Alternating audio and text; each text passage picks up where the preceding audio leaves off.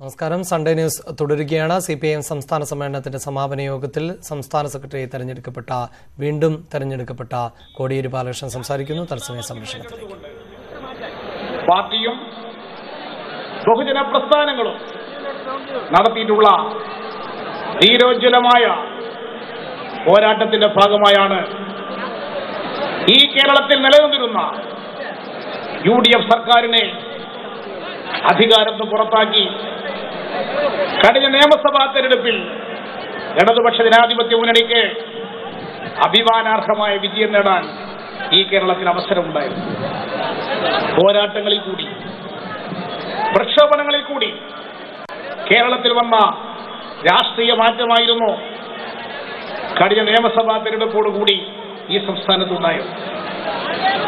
അന്ന് കഴിഞ്ഞ സമ്മേളനത്തിൽ പാർട്ടി നൽകിയ ആഹ്വാനം കേരളത്തിലെ UDF ഗവൺമെന്റിനെ അധികാരത്തിൽ പുറത്താക്കുക എന്നതായിരുന്നു. ഈ സമ്മേളനത്തിൽ കേരളത്തിൽ ഇടതുപക്ഷ സർക്കാർ അധികാരത്തിൽ വന്നിരിക്കുകയാണ്. ഈ സമ്മേളനം നൽകുന്ന ആഹ്വാനം അടുത്ത ലോക്സഭാ തെരഞ്ഞെടുപ്പിൽ നരേന്ദ്രമോദി സർക്കാരിനെ അധികാരത്തിൽ പുറത്താക്കുക എന്ന സന്ദേശമാണ് ഈ സമ്മേളനം കേരളത്തിലെ ജനങ്ങൾക്ക് നൽകുന്നത്. അതിനുവേണ്ടി അടുത്ത ലോക്സഭാ തെരഞ്ഞെടുപ്പിൽ ഇടതുപക്ഷത്തിന്റെ അംഗസംഖ്യ പാർലമെന്റിൽ വർദ്ധിപ്പിക്കണം. ഈ കേരളത്തിൽ മഹാഭൂരിപക്ഷ സീറ്റുകളിൽ ഇടതുപക്ഷത്തെ വിജയിപ്പിച്ചുകൊണ്ട് ഒരു ചരിത്ര വിജയം നേടുന്നതിന് വേണ്ടി കേരളം തയ്യാറെടുക്കണം. 2004 ലോക്സഭാ തെരഞ്ഞെടുപ്പിലാണ് കേരളത്തിലെ ഒരു ലോക്സഭാ സീറ്റും കോൺഗ്രസിന് നൽകാതെ 20ൽ 18 സീറ്റ് നേടിക്കൊണ്ട് ഈ കേരളം ലോക്സഭാ തെരഞ്ഞെടുപ്പിൽ ഇടതുപക്ഷം ചരിത്ര വിജയം നേടിയത്. ആ തെരഞ്ഞെടുപ്പിൽ ഇടതുപക്ഷത്തിന് കൂടുതൽ സീറ്റ് കേരളത്തിൽ നേടാൻ സാധിച്ചതുകൊണ്ടും പാർലമെന്റിൽ ഇടതുപക്ഷത്തിന് 63 MPമാരെ നേടാൻ കഴിഞ്ഞതുകൊണ്ടുമാണ് അന്ന് കേന്ദ്രത്തിൽ അധികാരത്തിലുണ്ടായിരുന്ന വാജ്പേയി സർക്കാരിനെ അധികാരത്തിൽ പുറത്താക്കാൻ സാധിച്ചത്. അടുത്ത ലോക്സഭാ തെരഞ്ഞെടുപ്പിൽ ഇടതുപക്ഷത്തിന്റെ സീറ്റ് എത്രത്തോളം വർദ്ധിക്കുന്നോ അതിന്റെ അടിസ്ഥാനത്തിലായിരിക്കും BJP ഗവൺമെന്റിനെ അധികാരത്തിൽ പുറത്താക്കാനുള്ള സാഹചര്യം ദേശീയ തലത്തിൽ സൃഷ്ടിക്കപ്പെടാൻ പോകുന്നത്. ഈ രാഷ്ട്രീയ യാഥാർത്ഥ്യം കണക്കിലെടുത്തുകൊണ്ടുള്ള പോരാട്ടം വർഗീയതക്കെതിരായി, ഉദാരവൽക്കരണ സാമ്പത്തിക നയക്കെതിരായി സംഘടിപ്പിക്കേണ്ടുന്ന രാഷ്ട്രീയ ദൗത്യമാണ് കേരളം ഏറ്റെടുക്കാനുള്ളത്. BJPക്കെതിരായ പോരാട്ടത്തിൽ കോൺഗ്രസ് സ്വീകരിക്കുന്ന സമീപനം ഉദാരവൽക്കരണ സമീപനം തന്നെയാണ് കോൺഗ്രസ് സ്വീകരിച്ചുകൊണ്ടിരിക്കുന്നത്. BJP മുന്നോട്ട് വെക്കുന്ന RSSന്റെ തീവ്ര ഹിന്ദുത്വത്തെ നേരിടാൻ കോൺഗ്രസ് മൃദു ഹിന്ദുത്വം സ്വീകരിക്കുകയാണ്. ഈ സാഹചര്യത്തിൽ BJPക്കെതിരായും കോൺഗ്രസിനെയും തുറന്നു കാണിച്ചുകൊണ്ടുള്ള ഒരു പുതിയ ഇടതുപക്ഷ ജനാധിപത്യ ധ്രുവീകരണം രാജ്യത്തുണ്ടാക്കാൻ വേണ്ടിയുള്ള പോരാട്ടമാണ് CPIM ഏറ്റെടുത്തിട്ടുള്ളത്. ആ പോരാട്ടത്തിൽ ഇടതുപക്ഷ പാർട്ടികൾ, ജനാധിപത്യ കക്ഷികൾ, മതനിരപേക്ഷ നിലപാട് സ്വീകരിക്കുന്നവർ, പുരോഗമന വ്യക്തികൾ എല്ലാം ചേർന്നുകൊണ്ടുള്ള വിശാലമായ ഒരു പോരാട്ടം ഈ രാജ്യത്ത് സംഘടിപ്പിക്കണമെന്നാണ് പാർട്ടി ഉദ്ദേശിക്കുന്നത്. അതിനുവേണ്ടി കേരളത്തിൽ പരമാവധി പേരെ ഈ പോരാട്ടത്തിൽ അണിനിരത്താൻ സാധിക്കുന്ന രാഷ്ട്രീയ പ്രവർത്തനങ്ങൾ, സംഘടനാ പ്രവർത്തനങ്ങളാണ് ഏറ്റെടുക്കണമെന്ന് സംസ്ഥാന സമ്മേളനം തീരുമാനിച്ചിരിക്കുകയാണ്. കേരളത്തിൽ അധികാരത്തിലിരിക്കുന്ന ഇടതുപക്ഷ ജനാധിപത്യ മുന്നണി സർക്കാർ സാമൂഹ്യ മാറ്റത്തിന് വേണ്ടി ഇടപെടുന്നൊരു സർക്കാരാണ്. നമ്മുടെ നാട്ടിൽ പലരും പറയാറുണ്ട്, ആര് ഭരിച്ചിട്ടെന്താണ് കാര്യം, എല്ലാവരും ഒരുപോലെയാണ്, എല്ലാ പാർട്ടിക്കാരും ഒരുപോലെയാണ് എന്ന് പ്രചരിപ്പിച്ച് രാഷ്ട്രീയ രംഗത്ത് നിരാശ സൃഷ്ടിക്കാനുള്ള പ്രചരണങ്ങൾ സംഘടിതമായി നടന്നുകൊണ്ടിരിക്കുന്ന ഒരു കാലഘട്ടമാണിത്. എന്നാൽ 20 മാസക്കാലം കൊണ്ട് സഖാവ് പിണറായി വിജയൻ ഗവൺമെന്റ് തെളിയിച്ചിരിക്കുകയാണ്, എല്ലാ പാർട്ടിയും ഒരുപോലെയല്ല, എല്ലാ ഗവൺമെന്റും ഒരുപോലെയല്ല എന്ന് ഈ കാലത്ത് ഗവൺമെന്റ് തെളിയിച്ചു കഴിഞ്ഞു. സാമൂഹ്യ നീതി അത് നടപ്പാക്കാൻ വേണ്ടി ഭരണത്തെ ഉപയോഗിക്കുന്ന സർക്കാരാണ് ഈ കേരളത്തിലെ ഇടതുപക്ഷ സർക്കാർ. അതുകൊണ്ടാണ് ഈ കേരളത്തിൽ ആദ്യമായി ദേവസ്വം ബോർഡിലേക്ക് നടന്ന നിയമനങ്ങളിൽ 146 പൂജാരിമാരെ നിശ്ചയിച്ചപ്പോൾ അതിൽ 76 പൂജാരിമാർ പിന്നോക്ക സമുദായത്തിൽപ്പെട്ടവരെ നിശ്ചയിച്ചുകൊണ്ട് ചരിത്രം സൃഷ്ടിച്ച സംസ്ഥാനമാണ് കേരളം. അതിൽ 12 പേർ പട്ടികജാതി വിഭാഗത്തിൽപ്പെട്ടവരാണ്. ഉത്തരേന്ത്യൻ സംസ്ഥാനങ്ങളിൽ ബിജെപി ഭരിക്കുന്ന സംസ്ഥാനങ്ങളിൽ പട്ടികജാതിക്കാരെ ക്ഷേത്രത്തിൽ കയറിയാൽ ചുട്ടുകൊല്ലുമ്പോൾ ഇവിടെ പട്ടികജാതി വിഭാഗത്തിൽപ്പെട്ടവരെ ദേവസ്വം ബോർഡിന്റെ പ്രസിഡന്റാക്കുന്നു, ദേവസ്വം ബോർഡിന്റെ മെമ്പർമാരാക്കുന്നു, ക്ഷേത്രത്തിലെ പൂജാരിമാരായി നിശ്ചയിക്കുന്നു. ദേവസ്വം നിയമനങ്ങളിൽ 40% പിന്നോക്ക സമുദായത്തിന് സംവരണം ചെയ്ത സർക്കാർ ഈ കേരളത്തിന്റെ ചരിത്രത്തിൽ ഇടതുപക്ഷ സർക്കാരാണ്. ഇതാണ് സാമൂഹ്യ മാറ്റത്തിന് വേണ്ടിയുള്ള ഇടതുപക്ഷത്തിന്റെ ഇടപെടൽ. സ്ത്രീകൾക്ക്, പട്ടികജാതി പട്ടികവർഗ വിഭാഗത്തിൽപ്പെട്ടവർക്ക്, ഭിന്നശേഷിക്കാർക്ക്, ട്രാൻസ്ജെൻഡേഴ്സിന്, ന്യൂനപക്ഷ വിഭാഗത്തിൽപ്പെട്ടവർക്ക് പ്രത്യേക പരിഗണന നൽകിക്കൊണ്ട് അവഗണിക്കപ്പെട്ട ജനവിഭാഗങ്ങളെ സമൂഹത്തിന്റെ മുഖ്യധാരയിലേക്ക് എത്തിക്കാനുള്ള ഭരണപരമായ നടപടികൾ സ്വീകരിച്ചുകൊണ്ടാണ് ഇടതുപക്ഷ സർക്കാർ ഈ കേരളത്തിൽ പ്രവർത്തിക്കുന്നത്. കഴിഞ്ഞ ഇലക്ഷൻ കാലത്ത് ജനങ്ങൾക്ക് നൽകിയ വാഗ്ദാനങ്ങൾ ഓരോന്നോരോന്നായി നടപ്പാക്കുന്ന സർക്കാരാണ് ഇവിടെ അധികാരത്തിലുള്ളത്. ഒന്നാമത്തെ വർഷം ഇടതുപക്ഷ സർക്കാർ ഒരു പ്രോഗ്രസ് കാർഡ് പ്രസിദ്ധീകരിച്ചില്ലേ? കേരളത്തിൽ ഇതിനു മുമ്പ് ഇങ്ങനെ ഒരു അനുഭവം നമുക്കുണ്ടായിരുന്നോ? ചെയ്ത കാര്യങ്ങൾ പറഞ്ഞു, ചെയ്യാൻ സാധിക്കാത്ത കാര്യങ്ങൾ തുറന്നു പറഞ്ഞു, പരിമിതികൾ ജനങ്ങളെ പഠിപ്പിച്ചുകൊണ്ട് പ്രവർത്തിക്കുന്ന സർക്കാരാണ് കേരളത്തിലെ ഇടതുപക്ഷ സർക്കാർ. ഈ അടുത്ത മെയ് മാസം 2ാം വർഷം പൂർത്തീകരിക്കുമ്പോൾ ഈ സർക്കാർ പ്രോഗ്രസ് കാർഡ് പ്രസിദ്ധീകരിക്കും. അപ്പോൾ കേരളത്തിലെ ജനങ്ങൾക്ക് ഇടതുപക്ഷ സർക്കാരിന് A+ മാർക്ക് കൊടുക്കേണ്ടെന്ന ഭരണമാണ് ഈ കേരളത്തിലെന്ന് പ്രഖ്യാപിക്കേണ്ടെന്ന അവസ്ഥ ഈ സംസ്ഥാനത്തുണ്ടാകും.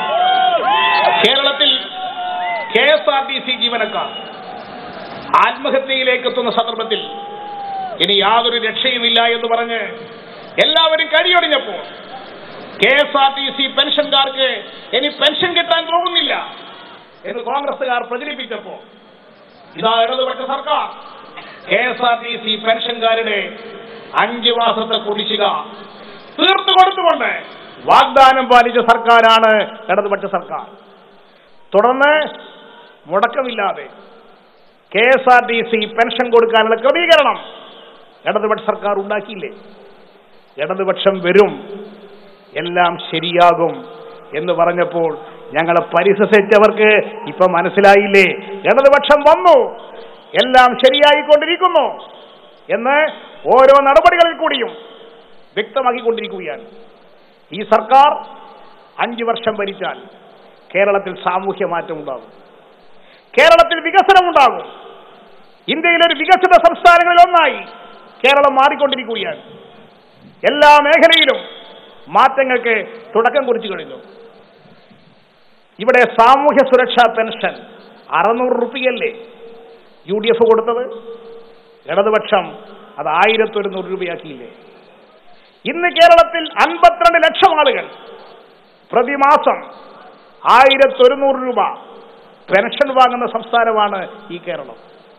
6000 കോടി രൂപ അതിനുവേണ്ടി സർക്കാർ പ്രതിവർഷം നീക്കിവച്ചിരിക്കുകയാണ്. 60 വയസ്സ് കഴിഞ്ഞ് ഒരു പെൻഷനും ഇല്ലാത്തവർക്ക് ഇടതുപക്ഷ സർക്കാർ 1100 രൂപ പെൻഷൻ പ്രഖ്യാപിച്ചിരിക്കുകയാണ്. ഈ തൃശ്ശൂരിലെ കോൺഗ്രസുകാർ, BJPക്കാർ, മറ്റു പാർട്ടിക്കാർ 60 കഴിഞ്ഞിട്ടും അവർക്കിതുവരെ ഒരു പെൻഷനും ഇല്ലെങ്കിൽ ഒരപേക്ഷ കൊടുത്താൽ മതി, നിങ്ങൾക്കും കിട്ടും ഇടതുപക്ഷ സർക്കാരിന്റെ ഈ പെൻഷൻ. ഇങ്ങനെ യാതൊരുവിധ രാഷ്ട്രീയ പരിഗണനയും കൂടാതെ, മതപരമായ പരിഗണനകളില്ലാതെ, സാമുദായിക പരിഗണനകളില്ലാതെ ഇവിടെ സാമൂഹ്യ നീതി നടപ്പാക്കാൻ വേണ്ടി ശ്രമിക്കുന്ന ഒരു സർക്കാരായി ഇടതുപക്ഷ സർക്കാർ പ്രവർത്തിച്ചുകൊണ്ടിരിക്കുകയാണ്. കേന്ദ്ര ഗവൺമെന്റ് സൃഷ്ടിക്കുന്ന ഉദാരവൽക്കരണ നയം സൃഷ്ടിച്ച ഗതികളിൽ നിന്ന് ഈ കേരളത്തിലെ ജനങ്ങൾക്ക് ആശ്വാസം കൊടുക്കുന്ന ഒരു സർക്കാരാണ് ഇടതുപക്ഷ സർക്കാർ. കേന്ദ്ര ഗവൺമെന്റ് പൊതുമേഖലാ സ്ഥാപനങ്ങൾ വിറ്റുകൊണ്ടിരിക്കുന്നു. കേരളത്തിൽ ഒറ്റ പൊതുമേഖലാ സ്ഥാപനം ഈ ഗവൺമെന്റ് വിറ്റിട്ടുണ്ടോ?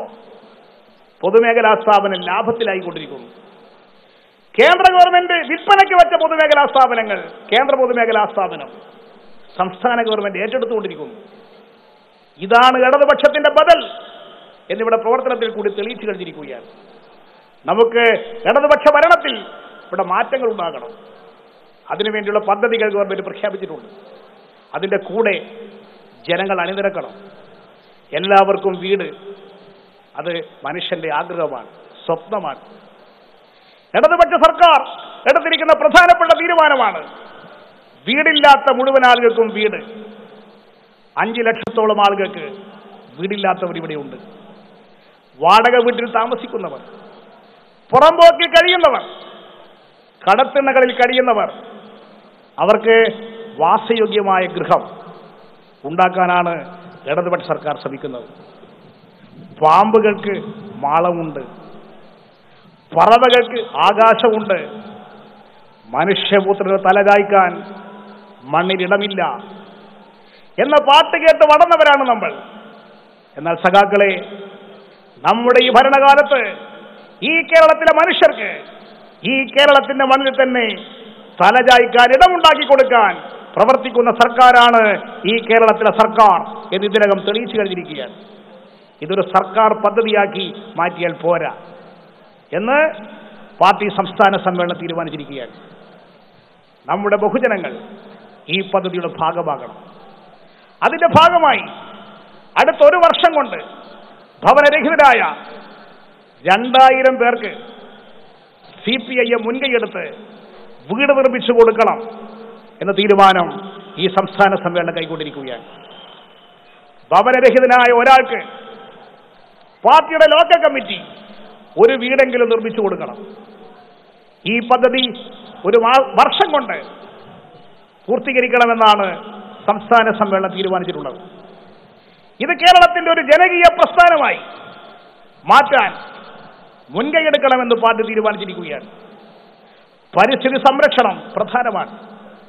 അതുകൊണ്ടാണ് പരിസ്ഥിതി സംരക്ഷണം ലക്ഷ്യമാക്കിക്കൊണ്ട് പ്രവർത്തിക്കുന്ന ഹരിത കേരളം പദ്ധതിയുടെ ഭാഗമായി കേരളത്തിൽ 2000 കേന്ദ്രങ്ങളിൽ കുളങ്ങൾ, തോടുകൾ മാലിന്യ വിമുക്തമാക്കൽ പദ്ധതി ഏറ്റെടുക്കാൻ പാർട്ടി സംസ്ഥാന സമ്മേളനം ആഹ്വാനം ചെയ്തിരിക്കുകയാണ്. ഒരു ജില്ലയിൽ ഒരു പുഴ മാലിന്യ വിമുക്തമാക്കുന്ന പദ്ധതി ജില്ലാടിസ്ഥാനത്തിൽ സംഘടിപ്പിക്കാൻ തീരുമാനിച്ചിരിക്കുകയാണ്. കേരളത്തിലെ എല്ലാ ഗവൺമെന്റ് സ്കൂളുകളും എയ്ഡഡ് സ്കൂളുകളും മികവിന്റെ കേന്ദ്രങ്ങളാക്കാൻ പാർട്ടി പ്രവർത്തകന്മാർ ജനങ്ങളെ അണിനിരത്തിക്കൊണ്ട് രംഗത്തിറങ്ങണം. ഒരു ഏരിയ കമ്മിറ്റിയുടെ കീഴിലുള്ള ഒരു സർക്കാർ ആശുപത്രി, അതിന്റെ വികസന പ്രവർത്തനം പാർട്ടി ഏറ്റെടുക്കണം ജനപങ്കാളിത്തത്തോടുകൂടി.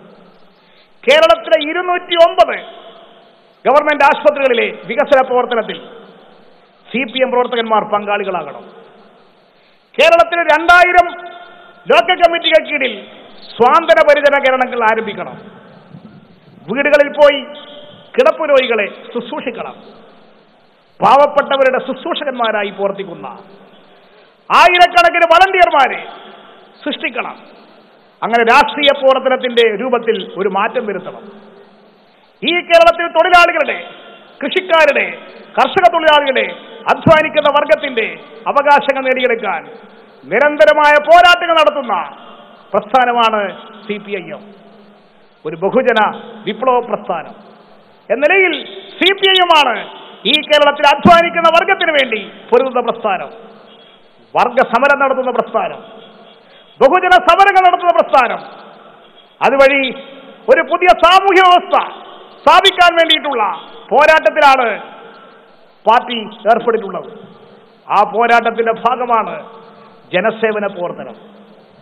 രാഷ്ട്രീയ പ്രവർത്തനത്തിന്റെ ഭാഗമാകണം ഇത്തരത്തിലുള്ള പദ്ധതികൾ.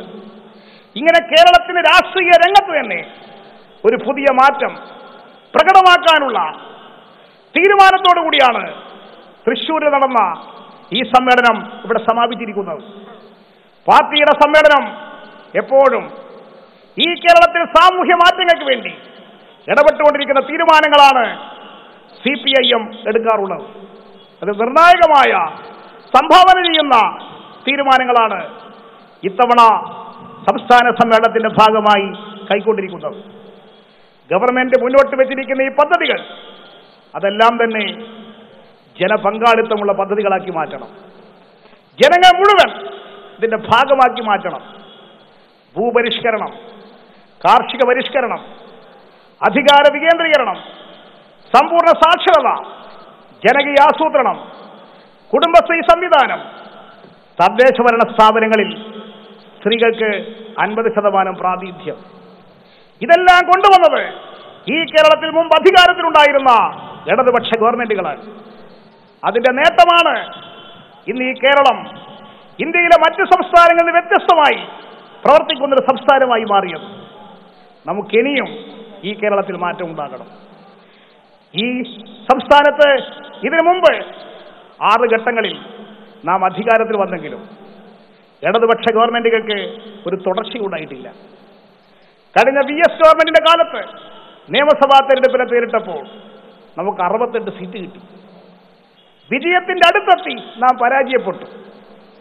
നമ്മുടെ പാർട്ടി ശക്തിപ്പെട്ടാൽ, നമ്മുടെ ബഹുജന അടിത്തറ ശക്തിപ്പെട്ടാൽ, ഇടതുപക്ഷ ജനാധിപത്യങ്ങളുടെ ബഹുജന സ്വാധീനം വികസിപ്പിച്ചാൽ ഈ കേരളത്തിൽ ഇടതുപക്ഷത്തിന് ഒരു തുടർച്ചയായ ഭരണം ഉണ്ടാകുന്നു എന്നുള്ള വസ്തുത നമ്മുടെ രാഷ്ട്രീയ ശത്രുക്കൾ ഇന്ന് മനസ്സ് കരുതിയിരിക്കുകയാണ്. അതുകൊണ്ട് പിണറായി വിജയൻ ഗവൺമെന്റിന് 5 വർഷം ഒന്നും ചെയ്യാൻ കഴിയില്ല എന്നവർക്ക് നന്നായിട്ട് മനസ്സിലായി. അതുകൊണ്ട് നമ്മുടെ മുന്നേറ്റം തടയാൻ ഇനി എന്താണ് ചെയ്യേണ്ടത്? അതിനുള്ള ഗൂഢപദ്ധതികളാണ് പ്രതിപക്ഷം തയ്യാറായിക്കൊണ്ടിരിക്കുന്നത്. കേരളം ഒരു കലാപ സംസ്ഥാനമാക്കി മാറ്റാനാണ് RSS ഉദ്ദേശിക്കുന്നത്. അതിനുവേണ്ടി തുടർച്ചയായ അക്രമങ്ങൾ, കൊലപാതകങ്ങൾ സംഘടിപ്പിച്ച് നമ്മുടെ പാർട്ടി സഖാക്കളെ കൊലപ്പെടുത്തുക. LDF സർക്കാർ അധികാരത്തിൽ വന്നതിന് ശേഷം 14 CPM പ്രവർത്തകന്മാർ ഈ കേരളത്തിൽ കൊല ചെയ്യപ്പെട്ടു. RSSകാരുടെ കൊലക്കത്തിക്കിരയായി, ബോംബിനിരയായി 216 CPM പ്രവർത്തകന്മാർ ഈ കേരളത്തിൽ ഇതിനകം കൊല ചെയ്യപ്പെട്ടിട്ടുണ്ട്.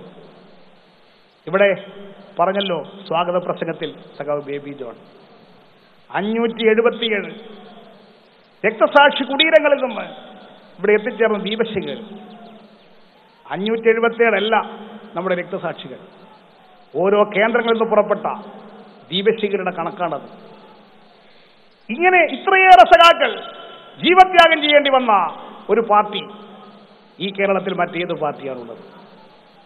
കേരളത്തിലെ പ്രസ്ഥാനത്തിന്റെ സ്വത്തായിരുന്ന പാർട്ടിയുടെ നേതാവായ സംസ്ഥാന സെക്രട്ടേറിയറ്റ് അംഗമായിരുന്ന ഇടതുപക്ഷത്തിന്റെ കൺവീനറായിരുന്ന സഖാവ് അഴീക്കോടൻ രക്തസാക്ഷിത്വം വരിക്കേണ്ടി വന്ന മണ്ണാണ് ഈ തൃശ്ശൂരിന്റെ മണ്ണ്.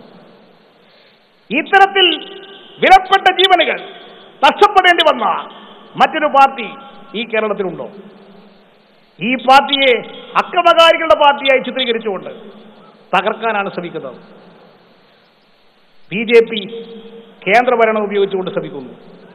CBIയെ അതിനുവേണ്ടി ഉപയോഗിക്കുന്നു. കേന്ദ്ര ഭരണത്തെ അതിനുവേണ്ടി ഉപയോഗിക്കുന്നു. BJP അതിനുവേണ്ടി ശ്രമിക്കുമ്പോൾ കോൺഗ്രസ് ഗാന്ധിയന്മാരായി രംഗത്തിറങ്ങി അവരൊരു പുതിയ പ്രചാരവേലയുമായിട്ട് രംഗത്തിറങ്ങിയിരിക്കുകയാണ്. കണ്ണൂരിൽ ദൗർഭാഗ്യകരമായൊരു സംഭവം കഴിഞ്ഞ ദിവസം ഉണ്ടായി. CPIM അതിനെ അപലപിച്ചു. അത് നടക്കാൻ പാടില്ലാത്ത സംഭവമാണ്. പാർട്ടി അതിന് തുറന്ന സമീപനം സ്വീകരിച്ചു. ഇത് സംബന്ധിച്ച് പാർട്ടിയുടെ നിലപാട് മനസ്സിലാക്കാൻ എന്തുകൊണ്ട് കോൺഗ്രസിന് സാധിച്ചില്ല? ഇതൊരു സന്ദർഭമായി ഉപയോഗിച്ച് CPMനെ വേട്ടയാടാൻ സാധിക്കുമോ? ഈ പാർട്ടി അക്രമത്തിന്റെ പാർട്ടിയായി ചിത്രീകരിച്ച്, കൊലപാതകളുടെ പാർട്ടിയായി ചിത്രീകരിച്ച് ഇല്ലാതാക്കാൻ കഴിയുമോ എന്നാണ് കോൺഗ്രസ് നോക്കുന്നത്. ഈ കോൺഗ്രസ് നമ്മുടെ പാർട്ടിയുടെ എത്രയാളെ കൊന്നു? ഈ കേരളത്തിൽ രക്തസാക്ഷിത്വം വരിച്ച നൂറുകണക്കിന് സഖാക്കളിൽ 250-ൽ പരം ആളുകളെ കൊലപ്പെടുത്തിയത് ഈ കോൺഗ്രസ് അല്ലേ? സഖാവ് മൊയാരത്ത് ശങ്കരൻ മുതലുള്ള ആളുകളെ കൊന്നത് ഈ കോൺഗ്രസ് അല്ലേ? ആ കോൺഗ്രസ് ആണിപ്പോൾ ഗാന്ധിയന്മാരായി രംഗത്തിറങ്ങി കേരളത്തിൽ ഇപ്പോൾ CPM വിരുദ്ധ പ്രചാരവേലയുമായി രംഗത്തിറങ്ങിയിട്ടുള്ളത്. ഈ പ്രചാരവേല കാണാൻ മനസ്സിലാക്കാൻ ഈ കേരളത്തിന് കഴിയും. ഇപ്പോൾ അവർ നിരാഹാരം നല്ലത് തന്നെയാണ്. നിരാഹാരം കിടക്കുന്ന ആൾക്കാണെങ്കിൽ അനിശ്ചിതകാല നിരാഹാരം എത്ര ദിവസം വേണമെങ്കിലും കിടക്കാൻ പറ്റുന്ന ഒരാളെ തന്നെ കണ്ണൂരിൽ കിടത്തിയിട്ടുണ്ട് എന്നതുകൊണ്ട് എത്ര ദിവസം നീളുന്നതിനും യാതൊരു പ്രയാസവും നിരാഹാരത്തിനുണ്ടാവുമെന്ന് എനിക്ക് തോന്നുന്നില്ല. പക്ഷെ നിരാഹാരം കിടന്ന ആളുകളെ തന്നെ ഉപയോഗിച്ചുകൊണ്ട് നമ്മുടെ കടന്നപ്പള്ളി രാമചന്ദ്രനെ കയ്യേറ്റം ചെയ്യേണ്ട കാര്യമുണ്ടോ? ഇന്ന് കണ്ണൂരിൽ നമ്മുടെ മന്ത്രി കടന്നപ്പള്ളി രാമചന്ദ്രനെ കോൺഗ്രസുകാർ ആക്രമിക്കാൻ ശ്രമിച്ചു, കയ്യേറ്റം ചെയ്തു. അദ്ദേഹം നടന്നു പോകുമ്പോൾ വഴിക്ക് വെച്ച് ആക്രമിക്കാൻ ശ്രമിച്ചില്ലേ? ഇന്ന് ജീവിച്ചിരിക്കുന്ന ഗാന്ധിയൻ രീതിയിൽ ജീവിക്കുന്ന ഒരു നേതാവാണ് കടന്നപ്പള്ളി രാമചന്ദ്രൻ. ആ കടന്നപ്പള്ളിയാണ് ഗാന്ധിയുടെ ശിഷ്യന്മാരെന്ന് പറയുന്നവർ ഇന്ന് ആക്രമിക്കുന്ന സ്ഥിതി കണ്ണൂരിലുണ്ടായത്. മന്ത്രിമാരെ ആക്രമിക്കാൻ തുടങ്ങിയിരിക്കുന്നു. ഇതെവിടത്തേക്കാണ് ഇവർ പോകുന്നത്? സമാധാനം പ്രസംഗിക്കുന്ന കോൺഗ്രസുകാരാണ് ഒരു മന്ത്രിയെ ആക്രമിക്കാൻ ശ്രമിക്കുന്നത്. ഈ കഴിഞ്ഞ നിയമസഭാ തെരഞ്ഞെടുപ്പിൽ ശേഷം അധികാരത്തിൽ വന്ന സർക്കാർ സത്യവാചകം ചൊല്ലുമ്പോൾ റവന്യൂ വകുപ്പിന്റെ മന്ത്രി ചന്ദ്രശേഖരൻ സത്യവാചകം ചൊല്ലിയത് പ്ലാസ്റ്ററിട്ട കൈയുമായിരുന്നായിരുന്നു. ആ മന്ത്രി തെരഞ്ഞെടുക്കപ്പെട്ട ദിവസമല്ലേ RSSകാർ അദ്ദേഹത്തെ ആക്രമിച്ചത്? ഇങ്ങനെ ആരെയും ആക്രമിക്കാമെന്ന സ്ഥിതിയിലേക്ക് കേരളത്തിൽ പ്രവർത്തിച്ചുകൊണ്ട് ഇവിടെ ഒരു കലാപവും അക്രമവും നടക്കുന്ന ഒരു സംസ്ഥാനമാക്കി മാറ്റാൻ കോൺഗ്രസും RSSും തയ്യാറെടുത്തുകൊണ്ടിരിക്കുകയാണ്. ഇതിനെ ജനങ്ങളെ അണിനിരത്തിക്കൊണ്ട് പ്രതിരോധിക്കുക, ഇവരെ ജനങ്ങൾക്കിടയിൽ ഒറ്റപ്പെടുത്തുക, അതാണ് നമുക്ക് സ്വീകരിക്കാൻ സാധിക്കുന്ന മാർഗം. CPIM അക്രമത്തിൽ വിശ്വസിക്കുന്നില്ല, കൊലപാതകത്തിൽ വിശ്വസിക്കുന്നില്ല. അക്രമം കൊണ്ടും കൊലപാതകം കൊണ്ടും ഏതെങ്കിലും ഒരു പാർട്ടിയെ നശിപ്പിക്കാൻ സാധിക്കുമായിരുന്നെങ്കിൽ CPIM ഈ കേരളത്തിൽ ഉണ്ടാകുമായിരുന്നോ? അതുകൊണ്ട് CPIMന്റെ നയം ആരെയും ആക്രമിക്കലോ കൊലപ്പെടുത്തലോ അല്ല. സമാധാനം സ്ഥാപിക്കാൻ സാധ്യമാകുന്ന എല്ലാ കാര്യങ്ങളും അതിന് CPIM മുൻകൈയെടുത്ത് പ്രവർത്തിക്കും.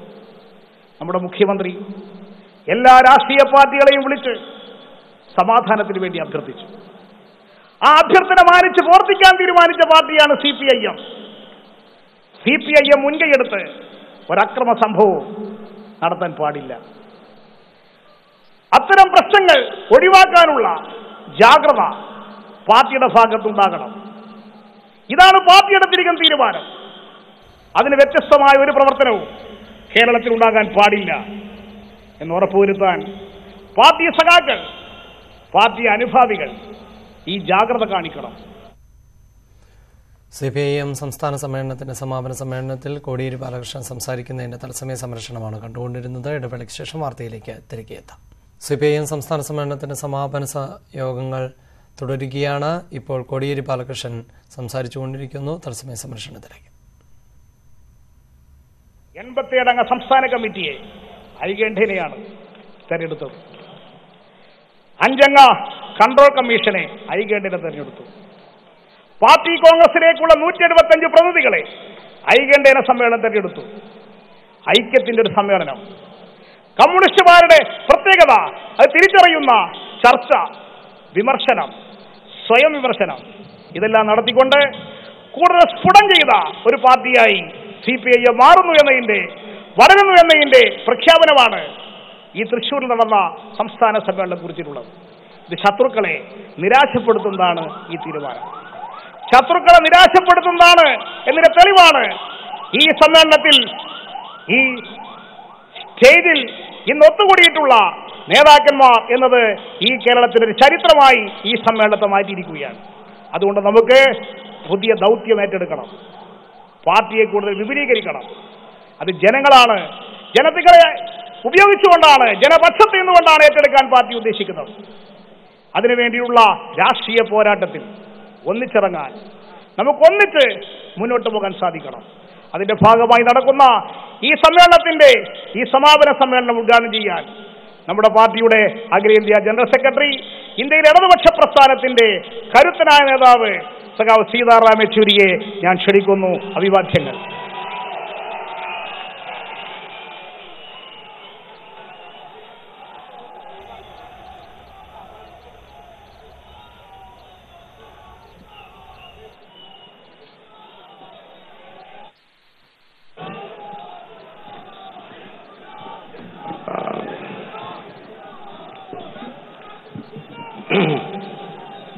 പ്രിയപ്പെട്ട സഖാക്കളെ, സുഹൃത്തുക്കളെ,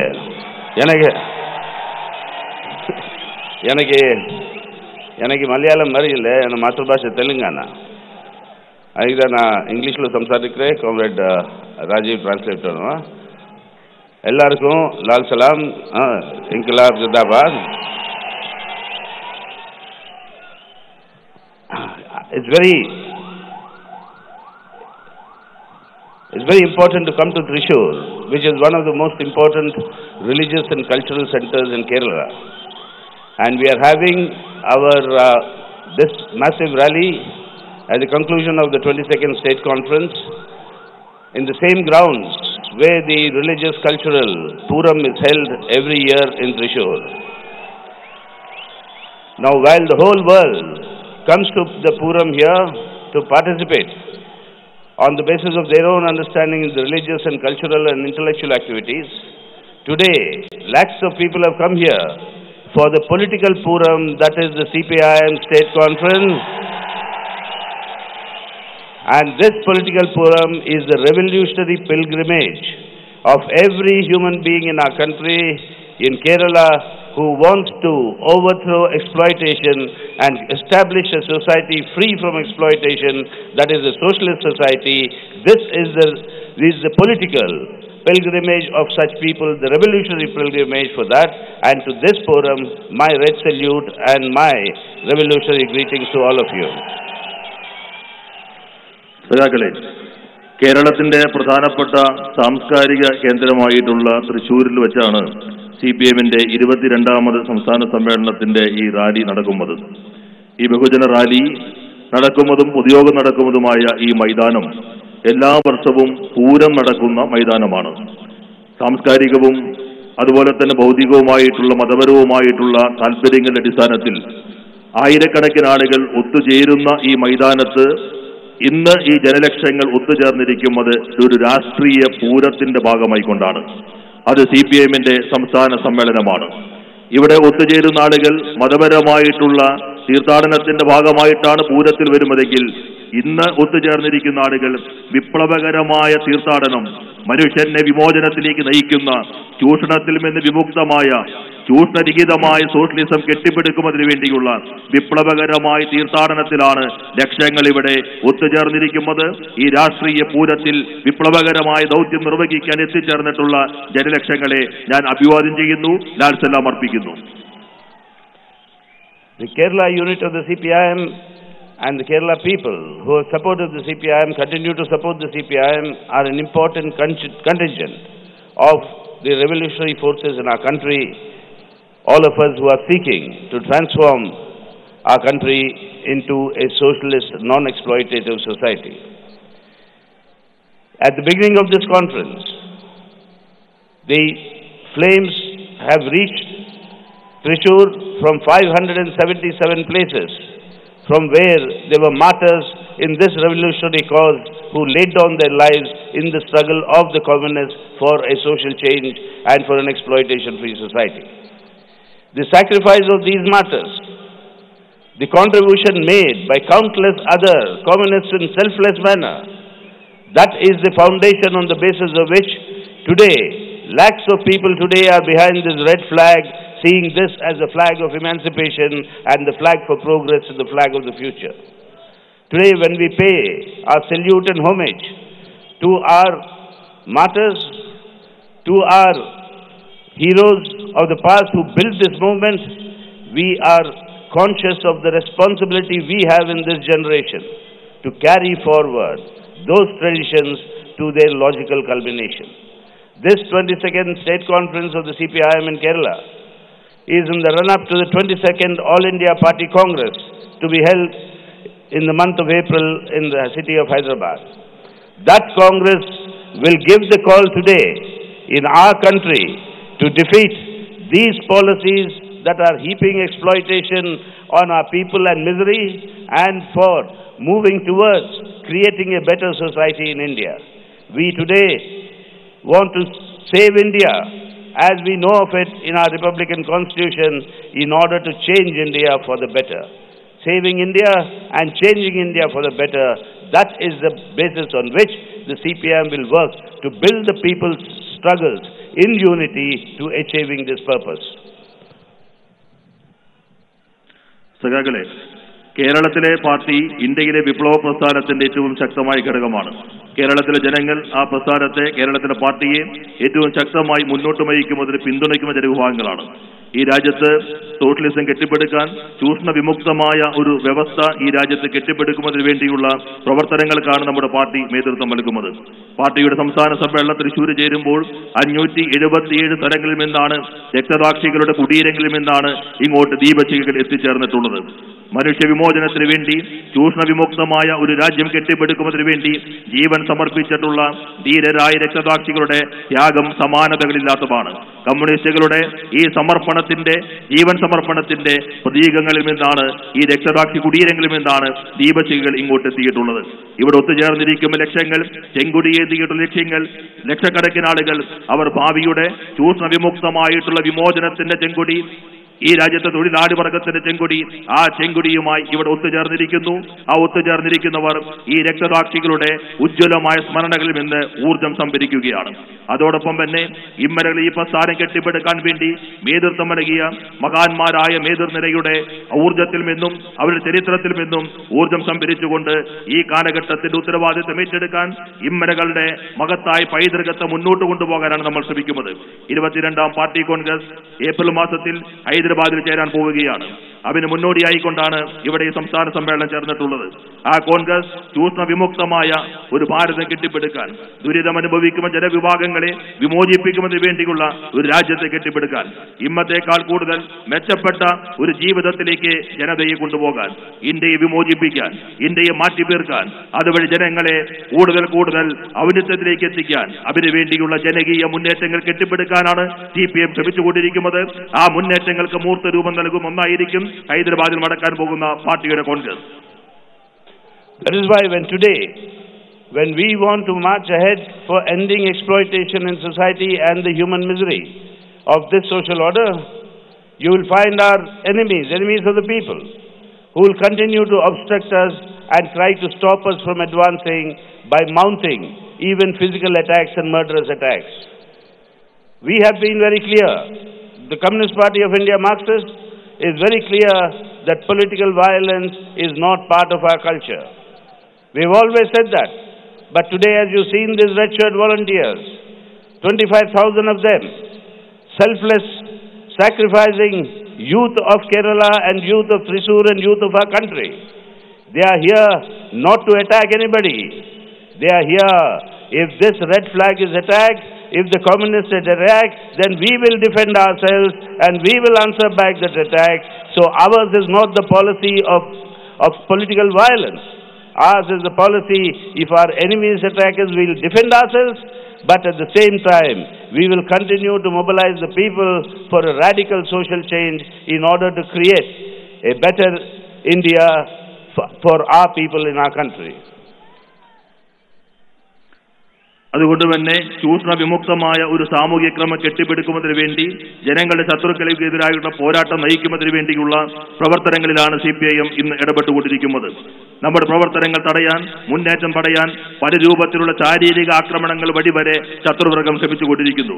എന്നാൽ CPIMന് രാഷ്ട്രീയ ആക്രമണം എന്നുള്ളത് CPIMന്റെ സംസ്കാരമല്ല. CPIM രാഷ്ട്രീയ ആക്രമണത്തിൽ വിശ്വസിക്കുന്നില്ല. ഇവിടെ ഒത്തുചേർന്നിരിക്കുന്ന തൃശ്ശൂരിലെ 10,000-കണക്കിന് വരുന്ന വളണ്ടിയർമാർ, യുവജനങ്ങൾ, അവരിവിടെ വന്നിരിക്കുന്നത്, അവർ മാർച്ച് ചെയ്തെത്തിയിരിക്കുന്നത് ആരെയും ആക്രമിക്കുന്നതിന് വേണ്ടിയല്ല. അവരെത്തിയിരിക്കുന്നത് ഈ ചെങ്കൊടി ഉയർത്തിപ്പിടിക്കാൻ, ഈ ചെങ്കടിയെ ആക്രമിക്കാൻ, കമ്മ്യൂണിസ്റ്റുകാർ ആക്രമിക്കാൻ ആരെങ്കിലും വന്നാൽ മഹത്തായ പ്രതിരോധം സൃഷ്ടിക്കുന്നതിനും സംരക്ഷിക്കുന്നതിനും വേണ്ടിയാണ് ഈ 10,000-കണക്കിന് വളണ്ടിയർമാർ ഇവിടെ ഒത്തുചേർന്നിരിക്കുന്നത്. രാഷ്ട്രീയ ആക്രമണം എന്നുള്ളത് ഞങ്ങളുടെ നയമേ അല്ല. ജനങ്ങൾ അണിനിരത്തിക്കൊണ്ട് കുറെ കൂടി മെച്ചപ്പെട്ട ജീവിതാവസ്ഥകളിലേക്ക് സമൂഹത്തെ നയിക്കാൻ, ഇന്ത്യയെ മാറ്റി തീർക്കാൻ ആവശ്യമായ പ്രവർത്തനങ്ങളിലാണ് CPIM കേന്ദ്രീകരിക്കുന്നത്.